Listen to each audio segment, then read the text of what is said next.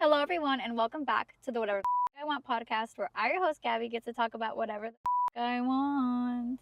And today, I have a very, very special guest, and they are my first guest on this podcast, and it is my dear friend, Andrew. Welcome to the show, Andrew. How are you doing today? Good. Thanks for having me. So, Andrew and I are actually road tripping from Chicago to Florida. That's why we're filming in the car, and he has been a friend of mine since we were in high school. For a very long time. And today's episode is going to be about taking the leap.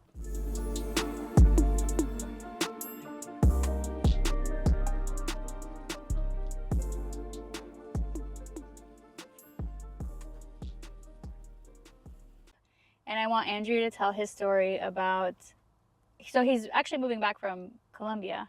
What made you move to Colombia? So I moved to Colombia to get my citizenship through my parents, and then also to do my master's. And now, since I'm done with school, I'm moving back. Moving to where now? I'm moving to New York. To New York.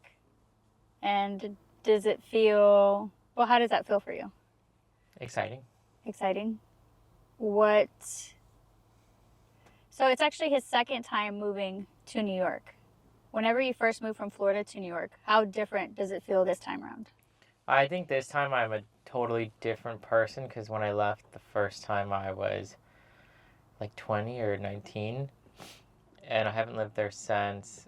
I've visited many times, but I think this time it's just, it's been like 6 or 7 years, so now I'm done with school. I also have a master's in AI, and I have different goals, different ways of viewing the world, and so I'm just excited to get back and really, as you would say, take a leap of faith and step into everything that I've been working towards.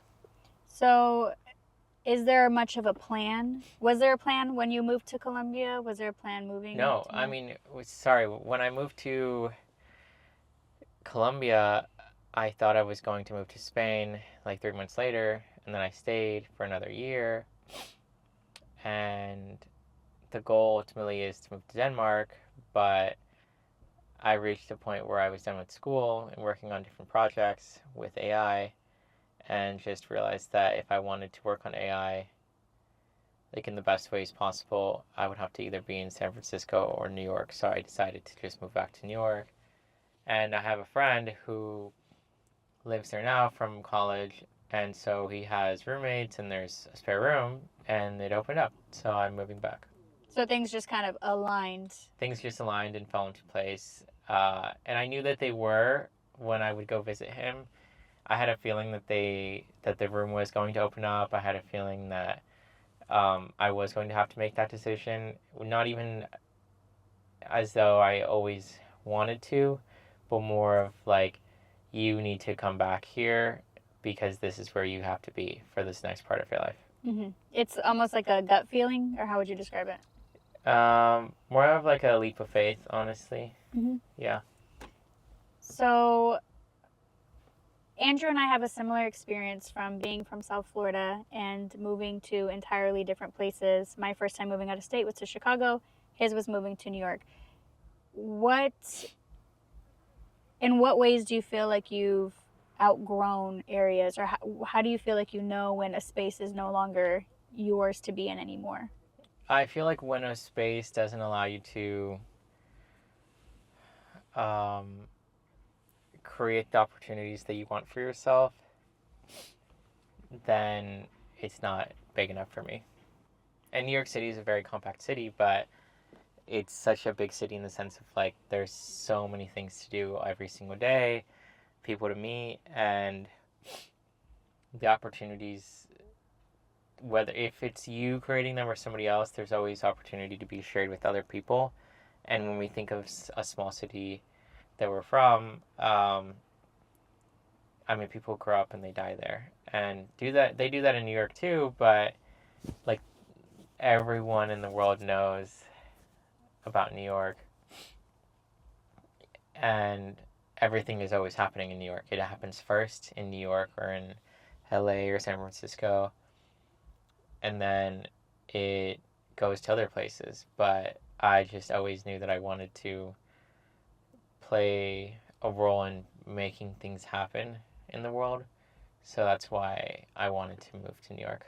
So you feel like you're able to fulfill your purpose in a city or a place that has more like-minded people? Oh, of course. Because, yeah, I mean, in New York and big cities, you have people who are more innovative, more creative, more passionately driven, especially with Andrew. He's very passionate about the tech space. And so I think that that's just a great environment for you to grow. Like when you think about moving to a city like New York or Chicago or LA, when you get there, you realize that the world is a very big place and that nobody cares about you, and that you really are just a very small fish in a big pond, and people have lived there their whole lives. Mm-hmm. They've worked super hard to get there, to stay there. And you kind of either have to go with the flow of how things work there, or else you're not going to be able to stay. So you have to work super hard to stay in a city, and even just to get there. And I think that's a part of like the kind of person that you have to be in order to even arrive there, because it's not like you're a tourist at that point. Like, you have this idea, you saved up hopefully enough money to move there, you hopefully knew somebody, or you know somebody that gave you an opportunity to rent a room or to apply for this job, and things just line up for you if you kind of focus on it. It's like there's this idea of, oh, like if you focus on something, that's what ends up happening in your life. Mm-hmm. And so if you're focusing on the gym all the time, then you're probably going to have a great body. Or if you're focusing on getting into medical school and studying for it, then you're probably going to end up being a doctor. So it's like the same with focusing on going back to Chicago for you, you know? Mm-hmm. In what ways has faith influenced or like propelled or like attracted you or helped you in your daily life or in like a spiritual sense or religious? Both or either, yeah.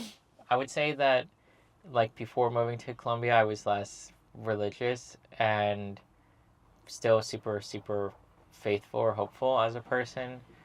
I think that's what ultimately moved me or brought me to New York, was just having that faith that there was something bigger than where we lived in South Florida.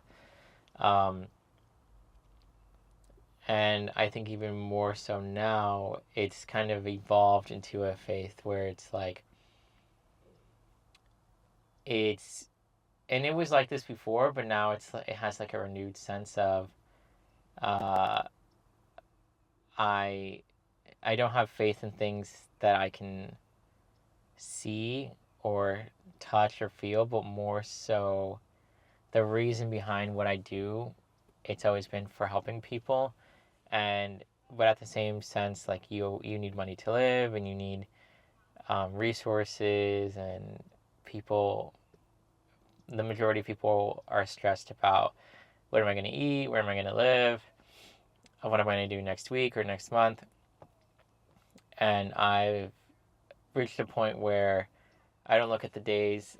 I don't measure my life by the days, but I measure it by the years. And it gives you a sense of freedom to give yourself a lot of grace on things may not be perfect today, but that's okay because I'm still on the right path. So I think in that sense, like faith every single day is the thing that propels me forward, but also has my back, because no matter what the world around me is saying, I know where I'm going and where I would like to go and how I would like to get there. And it gives you like a peace of mind when you can have your own, give yourself a sense of reassurance instead of looking for a form of validation from an external source or something. Mm-hmm. And how do you feel like you are able to block out the people who have said, like, you're crazy for moving to New York. Why are you moving there? Why did you move to Colombia? Like, how are you able to just trust yourself and trust God's plan and just kind of like block people out? I would have to say, like, you can read stories of the Bible, or you can read stories from other founders. Like, we were listening to this podcast episode from the founder of Chobani, and he comes from practically nothing and from a family in Turkey. And even though the story is 20, almost 30 years old from when he started, there are stories that happen like that every single day. So even when somebody else can't resonate or understand how these stories come to be, or that they happened, or that they're real, or that they happen even today, like somebody from our high school football team played at the Super Bowl. And won. And they won the Super Bowl. So just because somebody else has less hope in you than you do in yourself doesn't mean that you need to listen to them. Like, I think hope is something that comes from within, and it shouldn't necessarily be something that is determined by your mother or your father or your siblings or even your friends. I think that if you have like a dream, you have to protect that, because at least for me, that's the thing that like keeps me going every single day. And if you feel comfortable sharing, what are some of your dreams? I would like to be a founder. I think one of my main dreams is to hire people and take care of them, and then make a great product for the world. Mm-hmm. Andrew is very passionate about being able to help other people provide for their own families. Mm-hmm. He sees it as, this is not an employee. This is somebody who has a family, who has kids, who wants to make an honest living and also change and impact the world. And how can he help provide that for them, that stability? And I think that that's something very admirable, because as somebody who is creating in the tech space, people can get really caught up in their own worlds and in some ways take advantage of people. Some people reach a certain point where money becomes everything. And how do you feel like you're going to remain humble, or what do you think will keep you grounded or bring you to your roots as you continue to navigate and go up this ladder? I think the most important thing is to just remember why we do what we do. No matter if we sign $1 million contract with an enterprise company, or we hire 100 employees in a month, I think at the end it starts with why. That's a reference to Simon Sinek, but it's like, if somebody is on your team and they don't understand why we do the things we do, then they're not right for the team. And so every single employee should absolutely know that and have that conviction of, it's much bigger than us and the money that we make and even the product that we build. It's always been about the customer. Mm-hmm. Was there anything else you would like to add? To what? Just in general. Like, is there anything that you would like to cover? Anything that you feel like a message that you want to share? That's an interesting question. I think something that I think would be important for anybody is, I guess I would have to assume that the listeners from the US or speaks English, and not everybody gets to live in like New York City or Chicago. So to just make an effort to, even if everybody is telling you not to travel to a city like that and to see if you can find hope outside of yourself, even if you can see it in a movie or in somebody walking down the sidewalk in New York City. Just this simple fact that these cities exist is to me like a testimony of what's possible. So I would say you should definitely do whatever you can to experience that hope in person or online. Mm-hmm. Surround yourself with positive things and know that those things are possible for you. It wasn't impossible to land on the moon. They did it. Yeah. And you too, if you want to, you can go to the freaking moon. Like, it's, all these things are entirely possible. So thank you so much for joining us today, Andrew. We're going to continue on with our 5 hours driving.